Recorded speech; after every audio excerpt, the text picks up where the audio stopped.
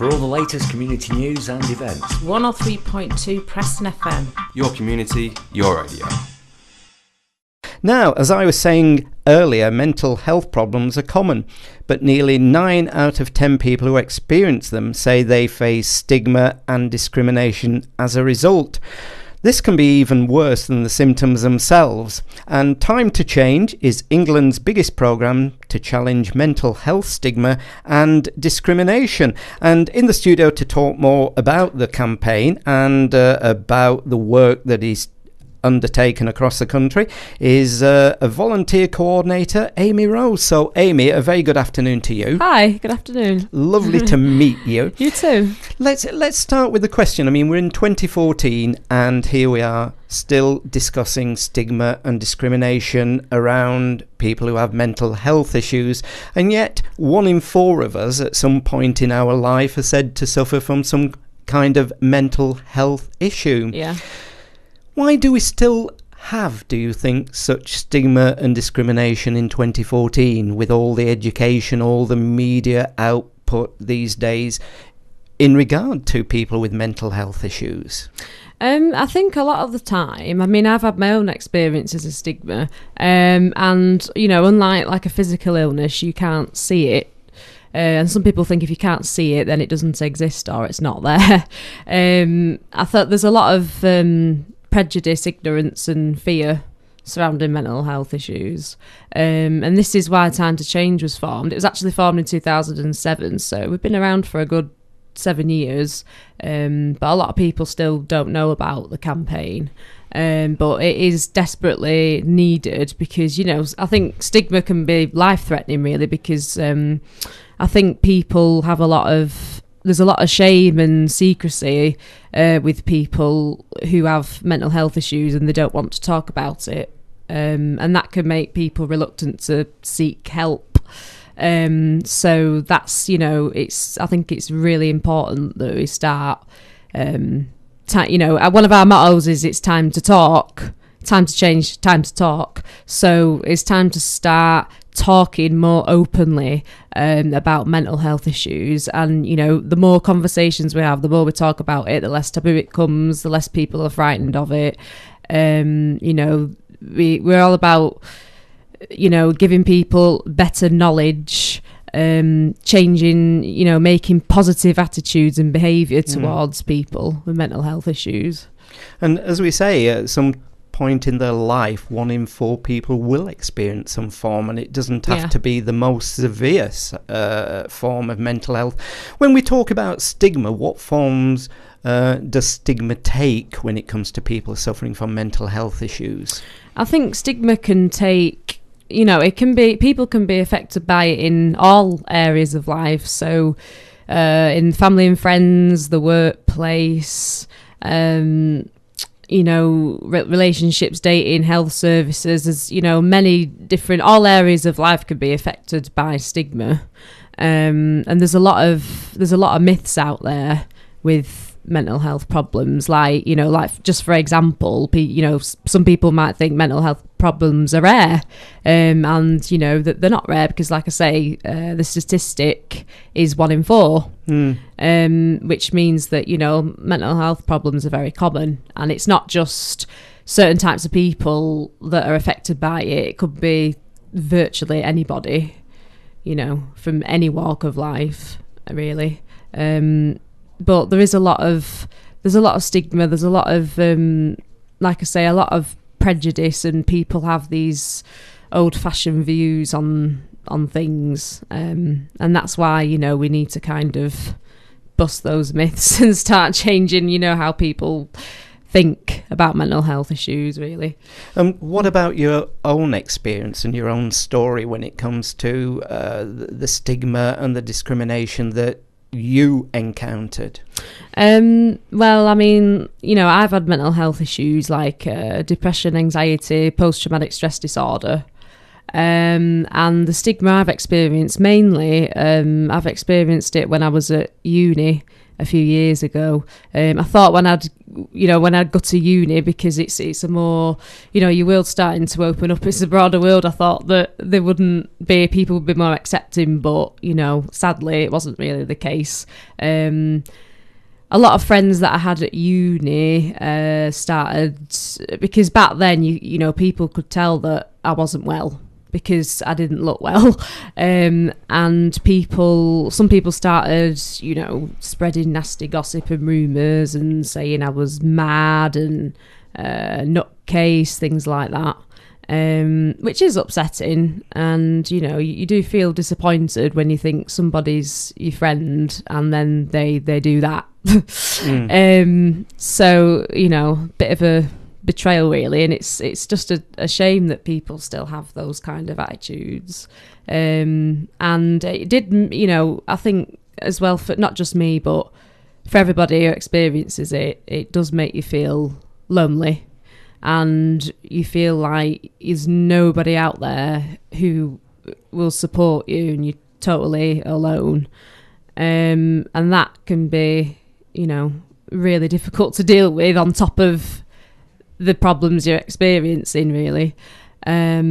So, I mean, that's why really I got involved with Time to Change, because, you know, I think it's like, from my personal point of view, it's good to be able to give back and try to change people's attitudes so that people don't feel so alone. And, you know, I mean, we can educate, you know, friends about how to start those conversations with friends who they might have, who they know has a mental health problem, about how they can help a friend. You know, and it's the little things that make the difference, like just saying something like, you know, just, how are you today, you know, makes all the difference. So we can support people in supporting them, how to support others as well, which is good. Yeah, and we will talk more about Time to Change. In the early days that we're talking about, when you were at uni, etc., outside the medical profession, was there anyone that you were able to talk to who did have an understanding of what you were going through at that time, or did you find that difficult to do? I did find it, I mean, with the NHS, I think there's a lack of funding into mental health services, definitely. And, you know, I think, you know, the first port of call for many people is your GP. And when you go to the GP, you know, some GPs, if they turn around, say, you know, if you're like struggling with depression and they just say something like, you know, a cliche like, oh, just pull yourself together, that's... that can make you sort of think, you know, turn away. But I mean, luckily at the time, I did find, you know, a lot of my friends, even though they probably couldn't understand, they were still understanding and supportive, and they helped me look, you know, for places where I could go to get help. And I searched myself, and I did. At the time, I had very severe anxiety. So at the time, I found like a charity called Anxiety UK that's based in Hume in Manchester. And when I found that, you know, you can go to a support group and you meet people there who are going through, you know, anxiety, similar things as you. And then you realise then that you're not so alone. So it took me a while, but, you know, luckily I did, like I say, I did have the support of good friends, which really helped me. And I did sort of research myself, and I did find certain organisations that helped me. And I used to have a counsellor through Anxiety UK as well, and she was brilliant and she helped me a lot. And it only really took finding that one person who I felt I could lean on and talk to, and that they'd always be there. Because a lot of people, like some friends, because they probably don't know how to deal with it, they tend to back off. And you find yourself, because they don't understand, or, you know, some people don't want to understand, and then you end up sort of drifting apart, really. But like I say, no, luckily I did have, you know, good support. And I also used to use the Samaritans as well, because like with them, I knew that they wouldn't judge me either, because I know like a lot of people frightened of judgment, as well. And how important was it being able to talk to someone, even if you did it anonymously, maybe with the Samaritans or with other agencies? How important for you was that, being able to talk to someone? Oh, very, because, I mean, when I used to feel lonely, like I say, it's good to have somebody who you feel like you can lean on, who's kind of is there for you and has got you back, because I think there's lots of ways people can help others, but I mean, sometimes people just want people to listen, not give advice or try and cheer somebody up, just to literally just sit there and just listen and be understanding, be respectful, and not sort of compare. Some people kind of trivialise what you're going through and say things like it's not that bad when it is for you. And, you know, they're not you, so how would they know? But it's good to have that support system there where you know that there's somebody you can always turn to, and that people are enabling support, people who encourage you, try and keep you positive and put you on the right track and put you on the recovery track. And one of the places I found a few years ago is a brilliant charity called Mood Swings. And I mentioned that one as well because a lot of people don't know about Mood Swings. It's a mental health charity based in Manchester. There's only one. And I mean, the website, I mean, you can look it up on the internet as well. But Mood Swings is great because, you know, it's about recovery. Mood Swings is a campaign, and it's about recovery. People go there to, you know, be put on the right track to be able to start making that journey to recovering.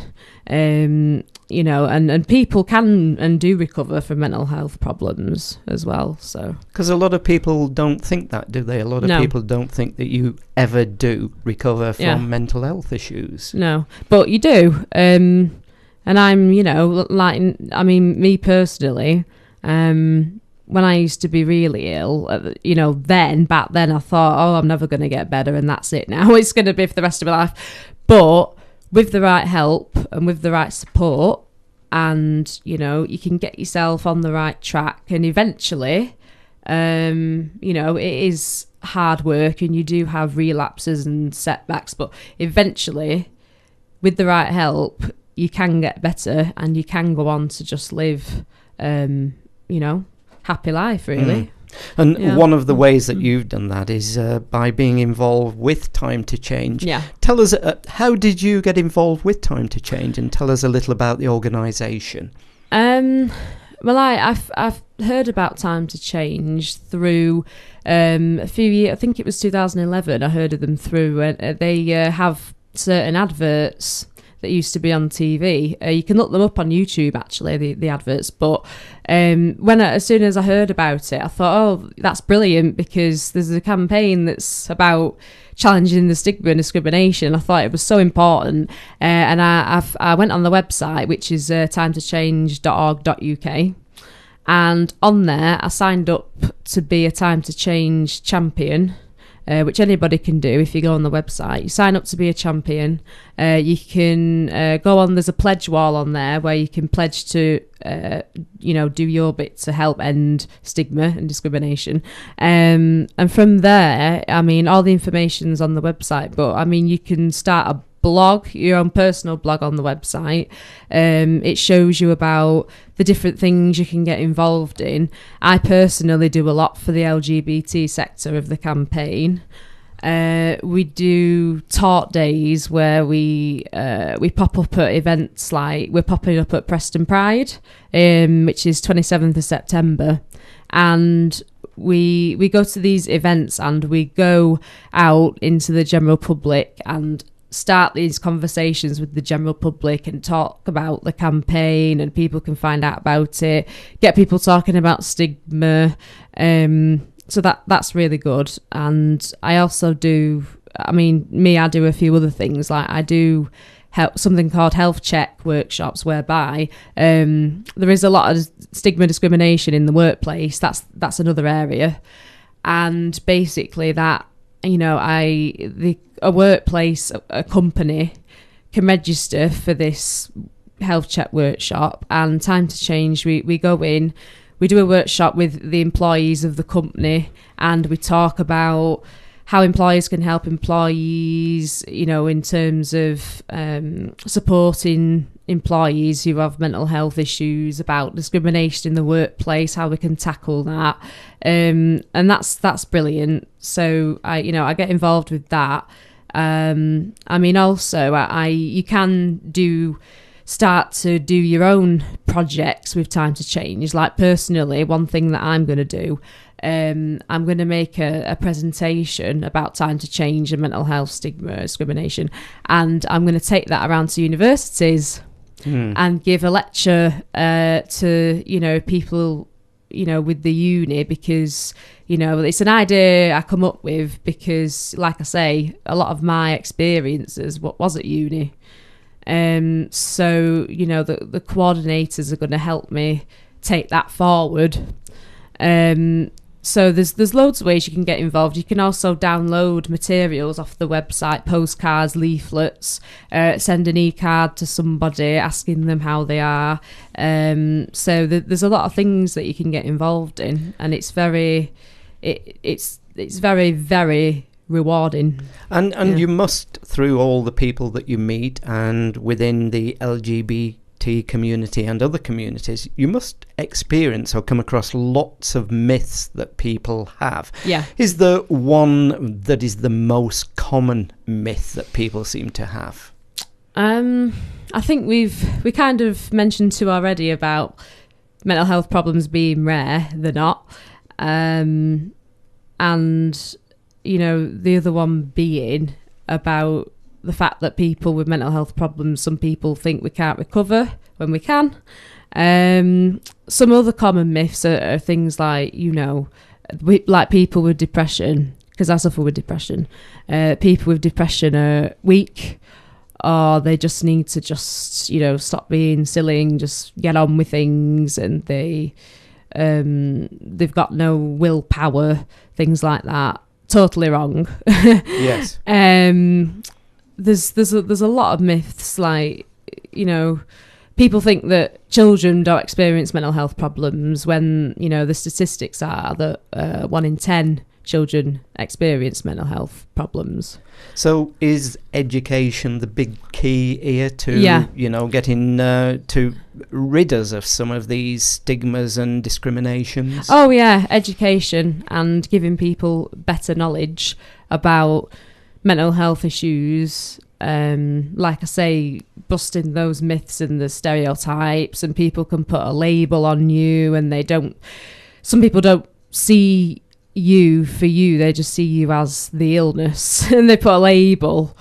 So definitely I think education and, you know, is a huge part of combating things, really. Yeah, I do. And you're a volunteer coordinator, so does that mean you're often looking for other volunteers to get involved? Oh yeah, I mean, yeah, we're always happy to, you know, people who don't know about Time to Change, you know, we do encourage people to, you know, check out our website, sign up as a champion, do get involved. It's great, you know, it's a great campaign. I've met lovely friends there. You know, very nice community. So yeah, we're always encouraging people, you know, to get involved and start those conversations with people. Yeah. So given that it's a national organisation, and I know you're from the Manchester area, yeah, how do people come together? I mean, do people mainly communicate online and through social media, or do you have kind of groups that are held in different areas? Like I say, that like there are different sectors, but if you go on the website and you sign up to be a champion, you can also sign up to get an email, a newsletter every so often, which tells you all the latest news about Time to Change. We're always advertising, and, you know, to every single champion, we tell them what events are going on, what they could get involved in. We pop up all over the place all the time. There's always something that people can get involved in. You could also follow Time to Change on Twitter and Facebook as well. Through social media as well. But yeah, there's always ways to get involved and lots of things going on. And a way of bringing people out from isolation and being lonely. Yeah. Because as you said, that was one of the big things, was the isolation and loneliness. So again, by being part of the community and talking with each other, and presumably is there advice available for people who need maybe support from other agencies, etc.? Oh yeah, I mean, with Time to Change, we can give information to people about where they can go for help. There is, a lot of help out there, probably more than a lot of people know about or think, because a lot of people don't really know where to go because they don't know what help's out there. We are led by Mind and Rethink, who are two of the big mental health charities that, provide a lot of help and support. So I mean, we can tell people about what all the different support what's out there, which is good. Okay, well, Amy, just give us the address again, the web address, the best place for people to go online to find out all about Time to Change. It's timetochange.org.uk. Check it out, get yourself on there, sign up to be a champion, go on our pledge wall, and it talks to you about what we do, the campaign, and all the different ways that you can get involved. And like I say, you can follow Time to Change on Twitter and Time to Change Facebook page. And then personally, if people are around Preston in 2 weeks' time for Preston Pride, they can come and have a word with you here in Preston. We'll be popping up at Preston Pride. So, I mean, we'll be there all day. So definitely, if you're at Preston Pride, then, come and see us. And for anybody listening who maybe is at that place that you were at some years ago, they're going through mental health issues, what advice would you give them if they've not yet talked to anybody or done anything about it, but they know that there's clearly something wrong? I would basically say, don't try and push it into the background and, try and not worry about it and think, I don't need help. And, if you need help, there is a lot of support out there. Reach out to someone, really. Like I say, there's a lot of organisations that can help, like Samaritans. Like I say, check out our Time to Change website, and there's a lot of support out there, and there's more people who have mental health issues and feel the way that you do than you probably think there is. Okay, well, as you say, reach out and you're not alone. So, Amy, can I thank you for coming in to thank you. No Preston problem. FM today? Thank you. Lovely to meet you. You too. Sunday nights from 9. Join Steve Franklin live for Preston FM's weekly request show. Could I have some Pink Floyd for my mum? Gino by Dixie's Midnight Runners. Can I request 9 to 5 by Dolly Parton, please? What a way to make a living. Lavender by Marillion. Sunday nights from 9. 103.2 Preston FM. The weekend stops here.